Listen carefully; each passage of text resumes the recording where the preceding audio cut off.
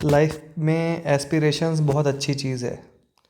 Aspire करना चाहिए आदमी को, लेकिन उसी एस्पिरेशन को परस्यू करते करते, उसका पीछा करते करते आदमी बहुत सारे साइकिल्स से गुज़रता है, बहुत फ्रस्ट्रेट होता है, एग्ज़ाम साइकिल में फंसे रहते हैं और भी हम अपने एम की तरफ जाते रहते हैं और हमारी मिजरीज बढ़ती रहती हैं। एक्चुअली क्या होता है कि हम चाहते हैं प्रोसेस जल्दी से ख़त्म हो, हम अपने डेस्टिनेशन पे पहुँचें और अपने नए आगे ज़िंदगी की शुरुआत करें। And we all want happy endings and happy ever after वाली बातें।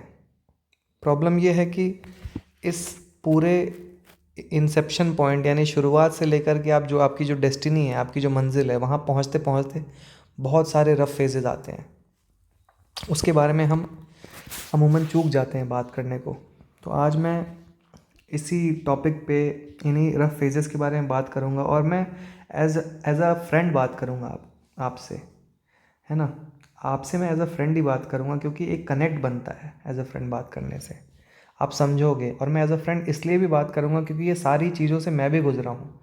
मैं भी एग्ज़ाम प्रिपेयर करता रहा हूँ, मुझे भी सक्सेस बहुत टाइम बाद मिली, मैंने भी काफ़ी मेहनत करी एंड ऑल्दो मिली भी, and still I am searching for that moment जहाँ पे मैं कह सकूँ दिस इज़ इट, ये मेरा डेस्टिनेशन है। अभी भी वो वहाँ पे आया नहीं, मैं अभी भी मंजिल पे पहुँचा नहीं। तो आप ये समझ सकते हो कि I am also searching for my moment, my kind of happiness, आप सबकी तरह। तो शुरुआत होती है कि जब भी आप किसी एग्ज़ाम के लिए पढ़ना चालू करते हो, लाइफ में कुछ भी आप सोचते हो करने का, वो एग्ज़ाम है, वो या तो स्टार्टअप हो सकता है, या तो वो आपका एक कॉलेज हो सकता है जिसके लिए आप ट्राई कर रहे हो। There can be multitude of things. तो होता क्या है, शुरुआत में बहुत पैशन अपने को रहता है, बहुत पैशनेट रहते हैं हम, लेकिन टाइम बीतता जाता है और होता क्या है कि जब अपने को मेहनत करने के बाद सपोज़ अपने को सक्सेस नहीं मिलता, अपन फेल हो जाते हैं, तो वहाँ शुरुआत होती है फ्रस्ट्रेशन की। देखिए, आप मुझे भी हुई है, बहुत फ्रस्ट्रेटेड फील होता है, पूरी दुनिया ख़त्म लगती है, आप लोगों की बहुत लगी होगी। आप लोगों की लाइफ में ऑफ कोर्स बहुत सारे मोमेंट्स आए होंगे। बिकॉज़ हमारा एजुकेशन का चैनल है, इसलिए हम एग्ज़ाम से उसको रिलेट करके बात करते हैं, लेकिन एग्ज़ाम ही नहीं, लाइफ में बहुत प्रॉब्लम्स आते हैं। और एग्ज़ाम्स में तो जैसे मेहनत करने के बाद आप नहीं कर पाते हो, तो you have to start all over again and you feel so down, so broken. I get that feeling because I have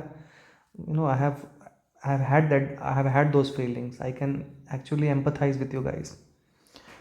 तो फ्रस्ट्रेशन बहुत ज़ोर की आती है, मतलब it hits you hard, rock bottom पे आप जाते हो। कहते हैं ना कि उस टाइम, मैं एक किसी मूवी में मैंने देखा था, बट वो मैं कहता हूँ कि उस टाइम की फीलिंग, जब आप मेहनत करके जब आप फेल होते हो, तो ऐसा लगता है कि there are successful people, then there are failures, then there is 50 feet of shit, and then there is us. ये वाली फीलिंग आती है कि मतलब फेलियर भी नहीं है, उसके नीचे 50 फीट ऑफ शिट है और उसके नीचे हम हैं। कोई राय मशवरे कुछ काम नहीं आते, आप इतने डिजेक्टेड फील करते हो।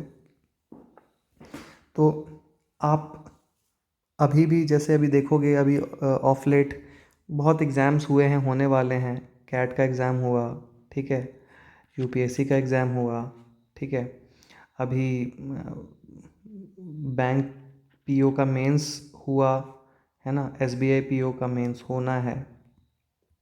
तो क्या होता है कि बहुत सारे मोमेंट ऐसे आते हैं कि जिसमें आप अच्छा सोचते हो कि करूँगा मैं, बट वहाँ पे अकॉर्डिंगली आपका वो दिन या तो ख़राब रहता है, या प्लान के अकॉर्डिंग आपका वो नहीं एग्जीक्यूट हो पाता है उस मोमेंट पे, उस करंट सिचुएशन में। देखो यार, सबके साथ होता है।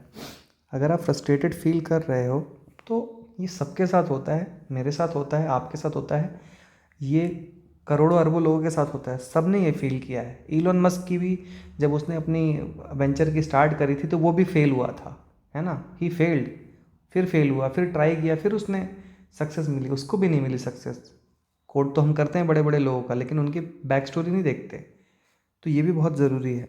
तो फ्रस्ट्रेशन सबके साथ होता है, आप ये एक्सेप्ट करो सबसे पहले, है ना। फ्रस्ट्रेटेड आप फील कर रहे हो, उसको करो, है ना। लेट द फ्रस्ट्रेशन अनलीश, है ना। वो कैसे भी अनलीश करो, आप फ्रेंड से बात करो, अपने आप से बातें करो, अपने फैमिली मेम्बर से बातें करो, just reach out to your people. आप अपने फ्रेंड को रीच आउट करो। आई बिलीव कि फ्रेंड्स ही हैं जो, कुछ अंडरस्टैंडिंग फ्रेंड्स जो होते हैं आपके, वो सबसे बढ़िया मीडियम है आपके स्ट्रेस को या फिर आपके फ्रस्ट्रेशन को अनलीश करने का। वो हेल्प भी करेंगे आपकी।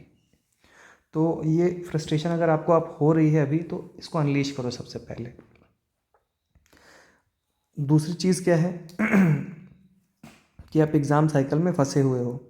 देखिए फ्रस्ट्रेशन क्या है, फ्रस्ट्रेशन आपको लाइफ में किसी भी चीज़ से आ सकती है, ठीक है। बिजनेस फेल होना, स्टार्टअप का आपका एग्जीक्यूशन जैसे चाह रहे थे वैसा ना होना, एग्ज़ाम में फेल होना, एट्सेट्रा एट्सेट्रा।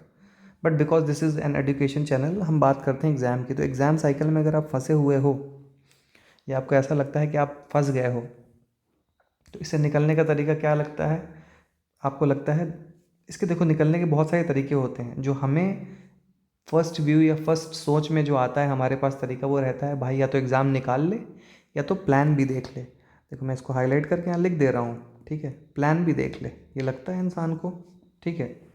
तो हम बात करेंगे एग्ज़ाम निकालने की, नहीं प्लान बी की। यार एग्ज़ाम निकल जाता है वो तो बेस्ट केस सिनेरियो हो जाता है ना। अगर एग्ज़ाम क्रैक ही हो गया तो बेस्ट केस सिनेरियो हो गया। लेकिन हमको भी पता है, सबको पता है कि यार एग्ज़ाम कुछ पहली बार में या दूसरी बार में, तीसरी या चौथी बार में भी बहुत लोगों का नहीं निकलता है। तो क्या होगा, इसमें फंसे रहना भी तो सही नहीं है ना। कुछ ना कुछ तो आपको, कहते हैं ना कि यार अपने को थोड़ा सा, कहते हैं ना, अपने फ्रस्ट्रेशन को वेंट करने के लिए कुछ जुगाड़ चाहिए ताकि हम अच्छा फील करें और फिर परफॉर्मेंस भी अच्छी आती है। तो अगर आप एग्ज़ाम साइकिल में फंसे हुए हैं तो इसका सोल्यूशन है प्लान बी। क्या है प्लान बी? आपने नॉलेज एक्वायर करी है, ठीक है। मैं आपको एकदम ऐसे सॉल्यूशन दे रहा हूँ कि जो एकदम एग्जीक्यूट करोगे आप, हो जाएंगे।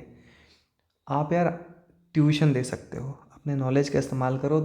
9वीं 10वीं या आपकी जिस भी नॉलेज की लेवल है उस हिसाब से आप बच्चों को अपने नेबरहुड में या फिर अपने शहर में या किसी कोचिंग इंस्टीट्यूट में जाके, किसी संस्थान में जाके आप पढ़ा सकते हो। यार 9th 10th का ही पढ़ा लो। कौन कह रहा है कि कॉम्पिटिटिव एग्ज़ाम ही तैयार करवाओ? क्योंकि आप कॉम्पिटिटिव एग्ज़ाम की तैयारी कर रहे हो तो आप 9th 10th को ईजिली आप निकाल लोगे, आप पढ़ा लोगे, है ना। You will get through the concepts and you will get through the syllabus of 9th and 10th class. अगर जो भी आप पढ़ाना चाहो, बेसिकली मैथ्स या साइंस, जो पढ़ाना चाहो आप, जो भी आपका डोमेन है, सोशल साइंसेज, अगर आप सिविल्स में हो या किसी में हो तो, ठीक है। तो ये चीज़ होगी प्लान बी की। एक तो आप पढ़ाने में जा सकते हो। दूसरा प्लान बी क्या हो सकता है भाई? दूसरा प्लान बी हो सकता है कि कुछ ऐसे एग्ज़ाम को पकड़ो, ठीक है। सुनना मेरी बात। जैसे आप यूपीएससी कर रहे हो या फिर आप सपोज़ करो कि आप कोई एसएससी कर रहे हो या बैंक पीओ का एग्ज़ाम दे रहे हो, तो कुछ ऐसे एग्ज़ाम को पकड़ो जो आपको लगे कि भाई लेस एफर्ट में जल्दी निकलूँगा मैं, ठीक है। बहुत ध्यान से सुना, बहुत इंपॉर्टेंट पॉइंट है। ऐसा एग्ज़ाम क्या हो सकता है भाई? मेरे एमबीए के एंट्रेंसेस पकड़ लो, कैट पकड़ लो, ठीक है। जैड पकड़ लो या तो एनमैट पकड़ लो। बहुत सारे एग्ज़ाम्स होते हैं, कोई सा पकड़ लो, ठीक है। उसमें क्या होता है कि लिमिटेड क्वेश्चन करने होते हैं। 40 मिनट का स्लॉट होता है आपके तीनों सेक्शन का। कुछ नहीं है, 5 5 6 6 क्वेश्चन भी अगर आप कर ले जाते हो, 50 45 50 नंबर, लगभग 198 का होता है पेपर कैट का, एग्जैक्टली 198 का। तो अगर आप 50 नंबर भी स्कोर करते हो ना, तो आपको बढ़िया कॉलेज मिल जाएगा, आईएम्स तक मिल सकता है।